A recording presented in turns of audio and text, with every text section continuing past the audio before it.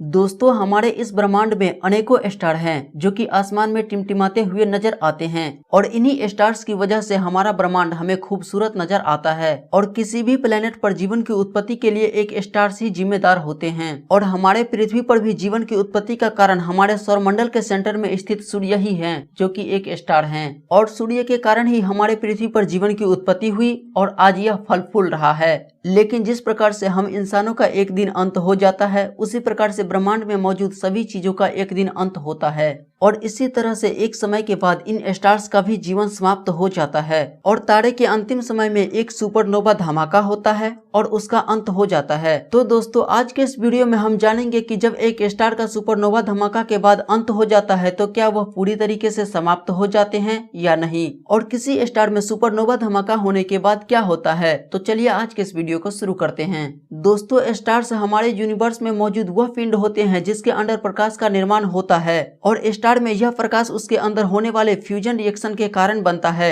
और फ्यूजन के इस प्रक्रिया में हाइड्रोजन के दो आइसोटोप ड्यूटेरियम और ट्रिटियम आपस में रिएक्शन करके एक हीलियम न्यूक्लियस का निर्माण करते हैं और इस रिएक्शन के फलस्वरूप हीलियम न्यूक्लियस के साथ एक न्यूट्रॉन और बहुत अधिक मात्रा में एनर्जी रिलीज होती है। इस रिएक्शन में भाग लेने वाले हाइड्रोजन के दोनों आइसोटोप का भार बनने वाले हीलियम न्यूक्लियस से बहुत ही अधिक होता है और यही बचा हुआ मास एनर्जी में बदल जाते हैं। और कुछ इसी तरह से हमारे सूरज के अंदर भी न्यूक्लियर फ्यूजन रिएक्शन होने से एनर्जी बनती है और इसी से हमारा पूरा सोलर सिस्टम रोशन होता है। तो दोस्तों, अब समझते हैं कि किसी तारे के अंदर होने वाला सुपरनोवा क्या है। सुपरनोवा किसी तारे के अंतिम समय में होने वाला एक विस्फोट है और वैज्ञानिकों के अनुसार यह विस्फोट हमारे ब्रह्मांड में होने वाले सबसे बड़े धमाकों में से एक है जिसमें काफी अधिक मात्रा में एनर्जी रिलीज होती है। यह आमतौर पर तब होता है जब किसी तारे के अंदर मौजूद हाइड्रोजन लगभग पूरी तरह से खत्म हो चुका होता है। किसी भी तारे के पास अत्यधिक मास होता है जिस वजह से उसके पास अत्यधिक मात्रा में ग्रेविटी होती है जो उसे अंदर की ओर खींच रही होती है और तारे के अंदर होने वाले न्यूक्लियर फ्यूजन प्रक्रिया के कारण उस पर बाहर की ओर फोर्स लगता रहता है और यह दोनों फोर्स एक दूसरे को आपस में बैलेंस करती है जिस वजह से कोई तारा स्टेबल रह पाता है।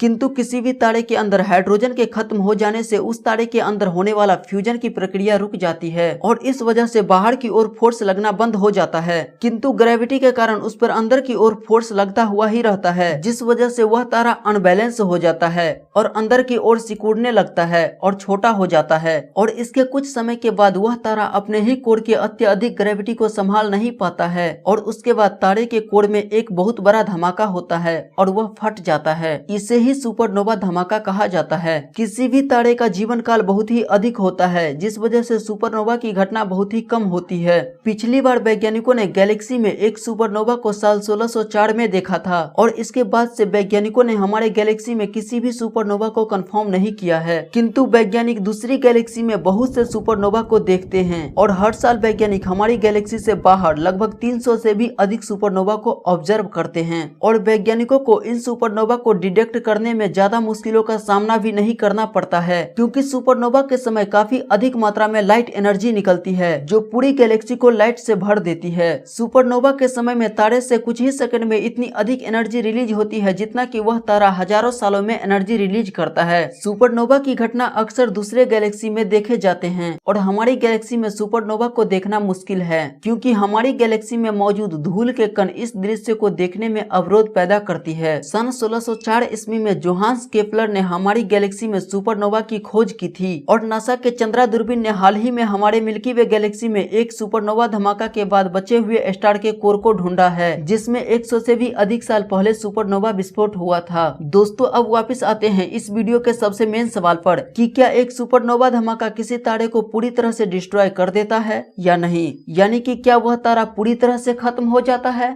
तो जैसा कि हमने जाना कि सुपरनोवा धमाका यूनिवर्स के सबसे बड़े धमाकों में से एक होता है, लेकिन फिर भी इसका मतलब यह नहीं हुआ कि इसमें वह तारा पूरी तरह से खत्म हो जाता है। और इतना बड़ा धमाका होने के बावजूद भी कोई तारा पूरी तरह से खत्म नहीं होता है और उसका कोर बचा हुआ ही रह जाता है और वापस से किसी दूसरे ऑब्जेक्ट का रूप ले लेता है। और इसका कारण यह है कि कि सुपरनोवा विस्फोट एक ग्रेविटेशनल रिबाउंड इफेक्ट के कारण होता है, न कि किसी केमिकल रिएक्शन के कारण। यानी कि यह कहा जा सकता है कि सुपरनोवा से किसी तारे का पूरी तरह से अंत नहीं होता है, बल्कि सुपरनोवा के बाद किसी तारे की दूसरी जर्नी स्टार्ट हो जाती है और सुपरनोवा धमाका के बाद एक नया ऑब्जेक्ट जन्म लेता है। अब यह बनने वाला ऑब्जेक्ट क्या होगा, यह उस स्टार के मास पर डिपेंड करता है। यदि कोई स्टार हमारे सूर्य के जितना बड़ा है या उससे छोटा है तो उसमें सुपरनोवा विस्फोट नहीं होगा, और हमारे सूर्य के जितने बड़े तारे का हाइड्रोजन खत्म होने के बाद वह फैलना शुरू कर देते हैं और वह रेड जायंट में बदल जाते हैं। किंतु यदि कोई स्टार हमारे सूर्य की तुलना में कई गुना अधिक विशाल होते हैं तो वैसे तारों के अंदर सुपरनोवा धमाका होता है।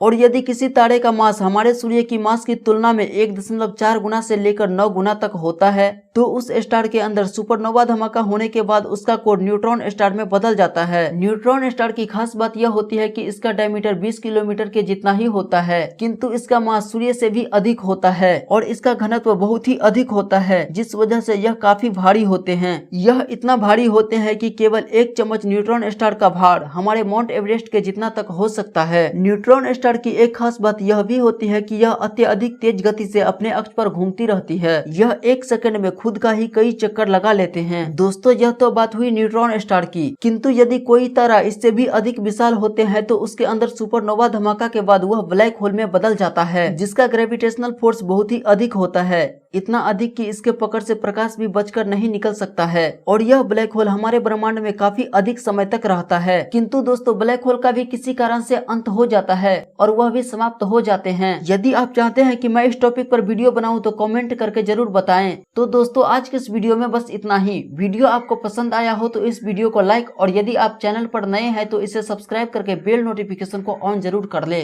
धन्यवाद।